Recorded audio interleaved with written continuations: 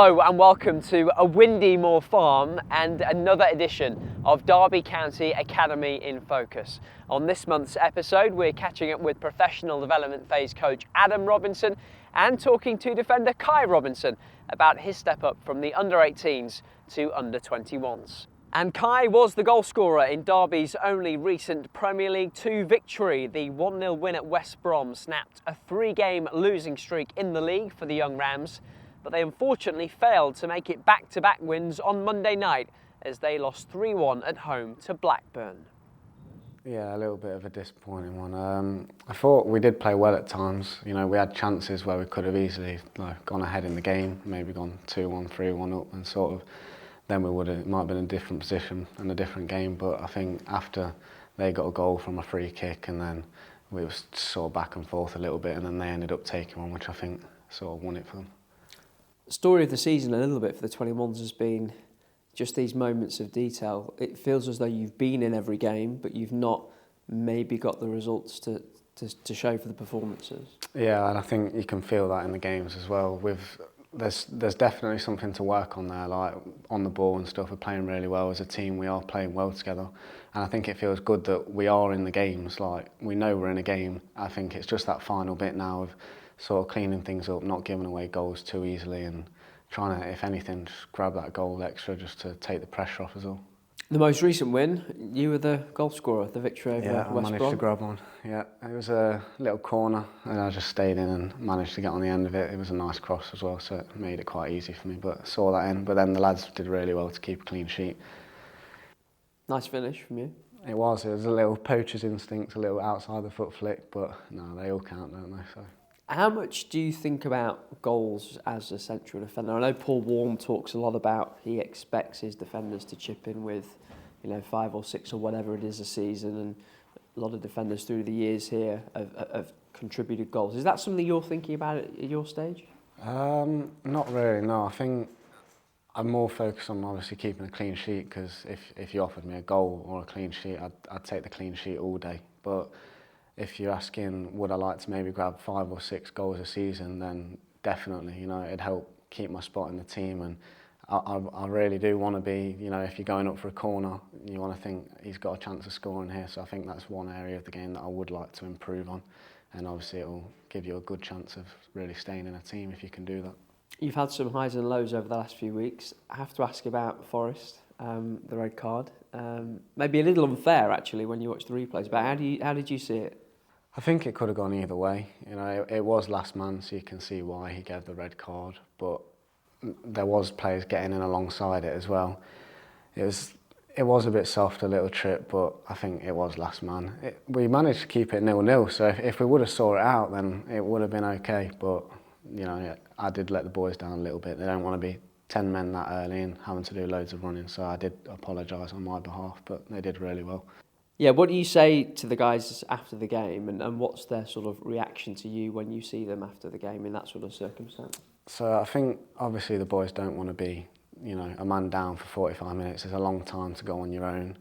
I obviously have to do a lot more running. So from my side of things, I obviously have to apologise for that. But I think because it was sort of a 50-50 one where I don't know, I should have left him because it was a long time to be a man down. So I should have left him, but it was one of them where it could have gone either way, so I don't think they were too upset with me.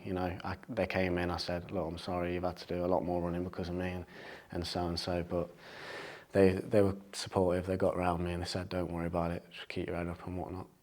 First chance we've had to speak to you since the FA Youth Cup campaign, which was a brilliant few games for the team, for the players and for yourself. It ends at Old Trafford, but again you put up an amazing fight, and to captain the side there, that must have been a real honour. Yeah, it was. It's one of those things you'll look back in years to come and you'll always remember it. There's not many people that get to say you've played at Old Trafford, is there? And it's everything you could dream of and more. When you're on the pitch, it was unreal. Like the lights, everything looking down on you. It's even bigger when you're in there. But I was really proud of the boys. We all did really well, and it was an unlucky goal, a bit of a deflection, but did really well, proud of them. Yeah, you put up a really good fight. You must have been pleased with the fact that you weren't overawed by the occasion. You rose to the occasion, actually. Yeah, no, it was another one of them, like you said earlier, where we was in the game and it was just could have gone one way or the other, but we didn't quite manage. We had like 2 chances through on goal where if we put them away, then it could have been a completely different game. You played for the 18s this season, in the FA Youth Cup as well. You've now started to play more regularly for the 21s. Talk to me about that sort of change and step up, I suppose. Yeah, so I think the qualities such as wanting to win and stuff like that, they sort of carry through all age groups, but there's a lot higher demand in the 21s. You know, your passes have got to reach your mans. Little things like that have got to be better. You don't get away with them. If you do a bad pass, then they're going to counter on it, and there's a lot higher chance of them scoring. So I think it's just those little details of being really switched on. And obviously the demand in running and work rate is a lot higher as well. And for you, between now and the end of the season, is the goal just to play as often as you can at the 21s level? Yeah, I think that's the goal for me. I just want to be involved in as many games as possible and hopefully stay in the 21 squad, but you never know what will happen. Good to catch up with Kai. Here's how the Premier League 2 table is looking. Remember, the top 16 teams go through to the playoff round. Tottenham still top with games in hand to West Ham, their closest competition. Derby are on the outside looking in at the moment, though a good run could still see them challenge for a place in the postseason. Now, as we've already heard, plenty of members of Derby County's under-18s have already featured for the under-21s so far this season. There's real cohesion across the age groups here at Moor Farm, and one of the men charged with making sure that everything runs smoothly is professional development phase coach Adam Robinson. Yeah, so day to day, majority of the time with the 21s with Bucko and Briggsy. So last year I was with Pat, and then also supporting Danny and Borney with the 18s. It's quite important now that we've got some really talented young players, so there's a lot of crossover with the groups. So a lot of the 18s, I think probably having 6 or 7 under 18s in the 21 squad every game. So it's quite important that there's that continuation through. So I help out with that, and I think, like you mentioned, the experience I've got of working in the different departments is been quite useful. So the role I'm in at the moment, I'm working both them groups, and then also on a match day supporting Bucko, but from not in the dugout, so that's quite different for me. So almost being the person in the stand who can provide feedback, take the emotion out of it a little bit, because sometimes when you're in the dugout, it's a little bit different. So getting that information down and trying to help with that. And yeah, I'm working across the groups. Overall, it's been really good. Enjoyed it. Give us a sense of how closely everybody works together, because you all share the same office pretty much. Yeah. It's one thing I've learned over the years is if you can be aligned and everyone's on the same page from first team down, it makes such a massive difference. And that's probably one of the reasons why the lads who've jumped into that first team setup have been able to do that smoothly. So even from in the academy, the PDP, like you say, we're all in the same office. So as long as we're all thinking the same things and the playing style's the same and we're all working off that same script, then it's great. And I think the different departments are multidisciplinary as well. As long as everyone knows what's expected and the standards, then it's so beneficial. How do you sort of measure a player to decide, okay, this guy might be ready to step up from 18s to 21s? How do you look at a player to maybe think they need to drop down again? How do those conversations happen? Well, the opportunity comes, sometimes it's forced on you.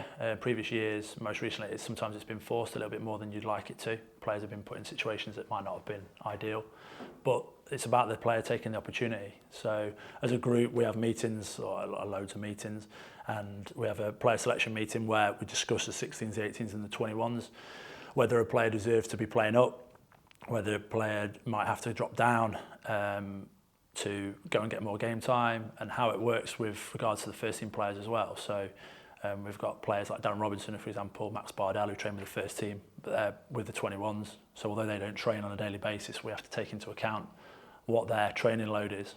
And it's quite important that we have those meetings, because if you work in isolation, it just becomes so difficult. And if with us playing on Monday nights especially, like we have done recently, if you aren't having them conversations with the 18s about Saturday selection and minutes, then it becomes the Monday becomes really hard. You might have seen that sometimes players will come off, and it's not just us that do it, but players come off at 75 minutes and 60 minutes, and then they're on the bench on the Monday, and sometimes even starting. So yeah, there's a lot of planning, a lot of conversation goes into it all. How, not heated, but how much debate is there in those meetings? Because I imagine sort of groupthink is the last thing you want to have. You want different opinions, right? Yeah, it is, but I think, like I said earlier, because everyone's on the same page and it's about the players, it's all about the development of the players.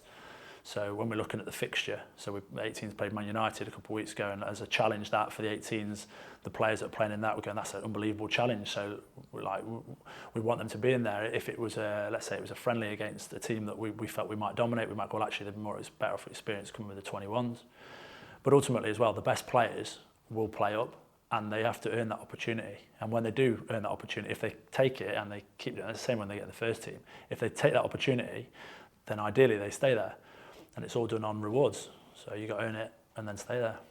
We talk a lot about how you measure success when you work in an academy setup. Is it about winning games on a Monday night, Friday night? Is it about players in the first team? Is it about players having a career elsewhere? What do you consider a success story for a player? I think over time, I've realised that the getting a player's a career in the game is hugely valuable.